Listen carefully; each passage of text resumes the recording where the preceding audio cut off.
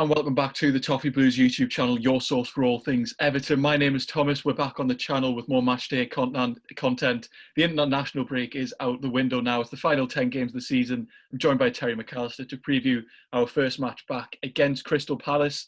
Palace, obviously, generally in the league, a very solid side. They've been here for years now. Managed by Roy Hodgson, very solid, achieved safety every season. A team that haven't really caused us too many problems over the years. I'm pretty sure we haven't lost to them since 2014, but still a danger anyway. So, I mean, just as an overarching thing, Terry, 10 games left. I mean, how are you feeling? How important is this now? I mean, it's massive, isn't it? It's like a mini season now. You've got to just treat these 10 games in isolation. The international break's over. There's no, other games like cup runs or European games, etc. And we're going to play a lot of the teams around us. We've got to play Aston Villa twice. We've got to play Tottenham. We've got to play Arsenal. I think the only team who are above us who we've still got to play are Man City on the last day, which I imagine that, I mean, who knows, but I imagine that it'll be wrapped up one way or the other by the last day. I hope we don't go into that game needing a result, but we can make that easy for ourselves if we win half of those 10 games. We're on 61 points, I think it is, and we're 61 points and not getting Europe would be incredibly harsh. So these are the type of games you've got to win. You've got to turn the home form around. You've got to beat teams like Crystal Palace, all due respect to them. I think they're a very good team. They've got some very good players. But if you want to finish in amongst the top positions in the league, you've got to win home games against Crystal Palace. We've struggled against teams like this, like Burnley recently. They made them look like prime Brazil. Can't do that again. We need to win this game. Yeah, absolutely. As you mentioned, we've had those results like Fulham at home, losing to Newcastle twice in a season is absolutely criminal. But there's now no excuses for those kind of games now. In the last kind of run-in, we need to be winning them. Just looking, we've got Palace, then Brighton straight after, other games that are winnable. Sheffield United, we should be winning. Wolves, we should be winning. So games like that where we have to make these ones count and then get some decent results elsewhere. But kind of just focusing on the game, Palace find themselves in 12th place, 37 points. No danger of relegation, another solid season. Roy Hodgson's still the manager. So you mentioned you think they're a good team. Do you want to go into any more detail? They are a very solid outfit now in the Premier League. Yeah, they've got some quality, just some quality players. Like I really like that Eze. He's done really well since he came to the Premier League. I think he could give us some problems. Obviously, there's the obvious one of Zaha, players like that. But Mateta, is that how you say it? The new player he brought in January.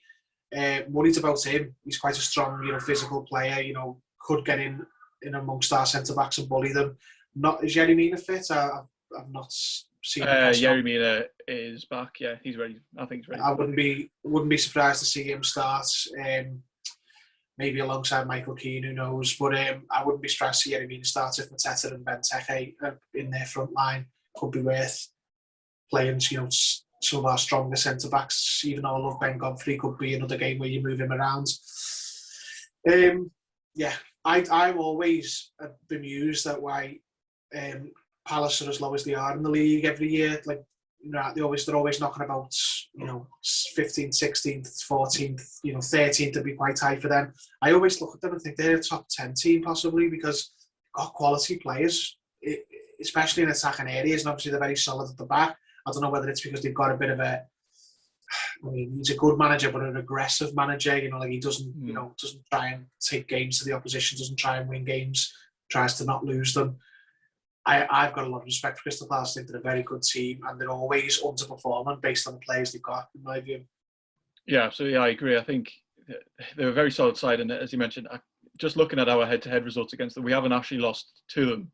As I mentioned, since 2014, which seems daft as well because they've been a really good side for a long time, and players like Zaha and Mateta, as you mentioned, that they can cause any team any problem on any day really. And I agree. Yeah, Yeremina is probably going to have to come back in to deal with that kind of player, and it will be more of a game I think where we need our taller, stronger centre halves as opposed to maybe the quicker ones like Godfrey and Holgate. Obviously, you'd like to see Godfrey still play a part, but Keane hasn't had that international break. I'm pretty sure Mina didn't go anywhere as well. So, this is the kind of game where we're going to have to look to those centre-halves a bit more. And, yeah, Palace are a side, to be honest, that do worry me just based on what we've done so far this season. It is the home game. We know how bad our home form has been, and it's perfectly set up for them really to come here and try and get a result that will completely push them to safety. I mean, they're already safe on 37 points, but this result would really, do it for them. And we just mentioned injury news there quite briefly. John Pickford, Bernard and Fabian Delph are all still out, so don't know what your reaction to that. I'm sure you don't want to talk about Delph, but John Pickford still injured even after the international break. Yeah, who's Fabian Delph? Yeah, Pickford, much of a muchness.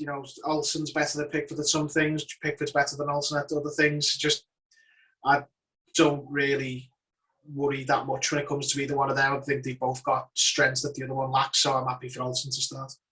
Yeah, absolutely. And Robin Olsen is back in alongside James Rodriguez. Ben Godfrey and Tom Davies, of course, on the international break. They didn't play the final game for England under 21s, where shockingly went out in the group stage. But then other than that, I mean, probably the main news, Gbamin is back. He is available to play. It sounds like he's not going to play based off what Ancelotti said. But, I mean, how important do you think that might be going into the end of the season and having James Rodriguez back as well? He's been sidelined for a while. So getting a couple of key players back now for the final run-in.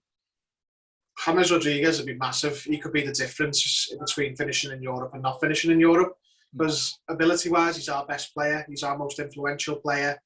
If we can get him back and fit for the majority, hopefully all of these last 10 games, then he could be massive. Because especially against teams like this who are going to sit in, be compact, be hard to break down, and look to hit us on the break, teams we've struggled against, he could be the key to beating those teams. Gbamin, don't know anything. He could be, it's better to not expect anything from a player who's been injured for 2 years.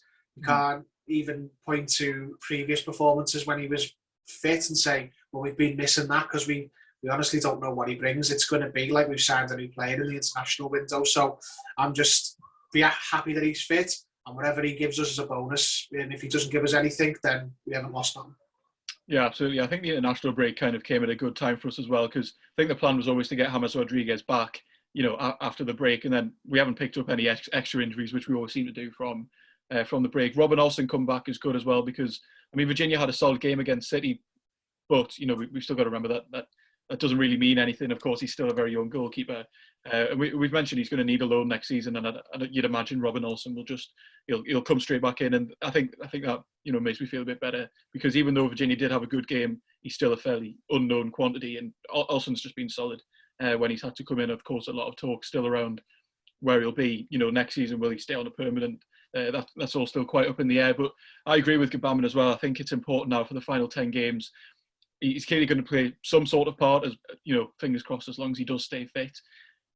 But I don't think it's not going to be season changing, because we don't know what he's going to offer. As you mentioned, there's an Athletic article saying he's a very physical player, and some of the medical staff have been surprised at how tough he is. Which, I mean, it's going to be a brilliant thing to add in the midfield. But in terms of his technical qualities, I think we're still fairly in the dark, and we don't know. And I agree about James Rodriguez as well.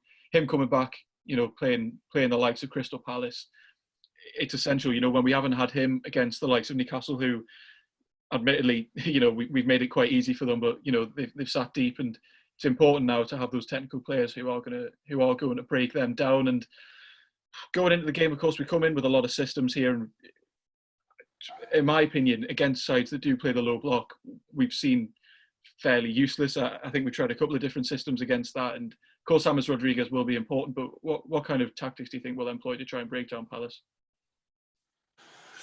To be honest, I wouldn't be surprised if he stuck with that diamond. It's worked in some games, not worked in others. But to get Richarlison and Calvert-Lewin together as a partnership with James behind them could be huge. But depends a lot on the centre midfielders behind him, because Decore was massive in that formation. The amount of ground he covered. So I'm not sure. I'm genuinely not sure. I think it's anyone's guess when we see the lineup on Monday. The only thing that I would put my life on is that Gbamin won't start. He might be on the bench, even if he makes the bench. But outside of that, who knows? Because got no Bernard.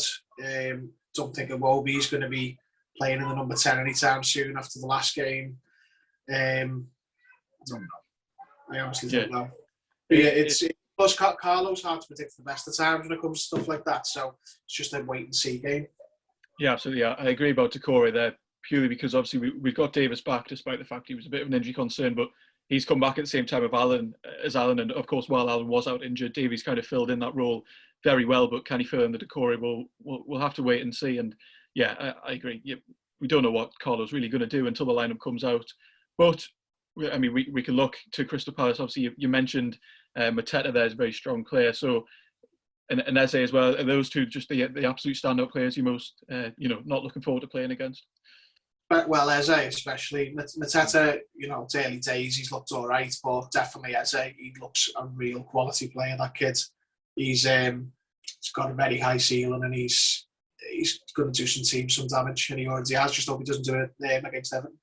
Yeah, absolutely. He was the kind of player that kind of we were always going to be linked with in the summer. It was inevitable, and it kind of reminds me of James Maddison a couple of years ago before he went to Leicester. It's kind of we've been linked with these number 10s that definitely would have helped us a lot. But Eze is definitely a really worrying player, and Zaha, I mean, he's a strange player in my opinion. He kind of comes and goes when he fancies. Obviously, if he thinks a big transfer is coming in the summer, he seems to perk up a bit more, whether that's to Everton or someone else. So you never really know. Well, in my opinion, you don't know what you're going to get from him. And Guaita, I mean, it's an odd one. We don't normally single out goalkeepers, but I think he's pretty solid in terms of the Premier League. I think he's a pretty solid goalkeeper. So I am slightly concerned about him. But I mean, to be honest, there's not too much to go into about this game because we kind of know what Crystal Palace are going to come up as we've mentioned. We've spoken about the low block that they're going to turn up with.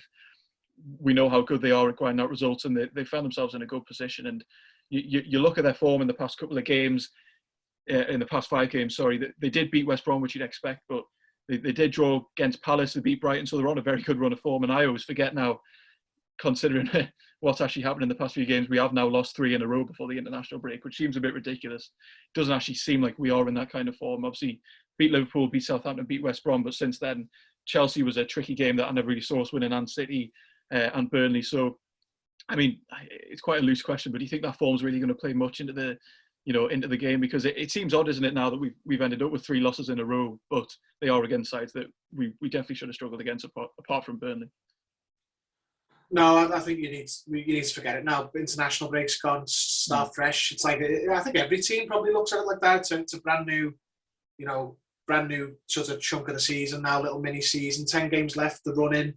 It's the business end of the season, as it were. So you've got to just walk into it fresh. We were unfortunate against City.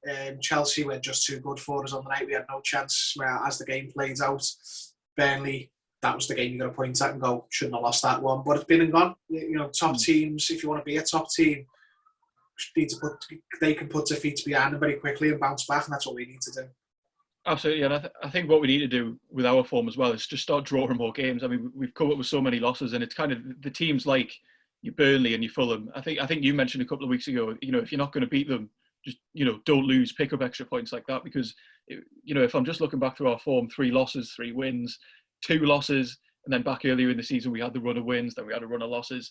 We need to just be grinding out more results. If we're not going to beat the lower down sides, you have to at least get a point that maybe might push us up. But that's pretty much all for me for this video. I don't know if you've got anything you'd like to add before the end. No, just not going to be easy. Very good team playing against, but we need to win. We need to start winning at this time of the season. And with players like James coming back, there's no reason why we can't. Yeah, absolutely. This is the run in now. Last 10 games, need to make it count. Well, we're probably not in with a shout top 4. It's still an outside chance, but Europe has to be absolutely secured. Hopefully push into the top 5. We still do have that game in hand against Villa, but who knows about that. So thank you all very much for watching. Let us know down in the comments what your thoughts are going into this game. What system do you think Carlo might deploy? And let's hope for a good result. So thank you all very much for watching, and join us next time on the Toffee Blues.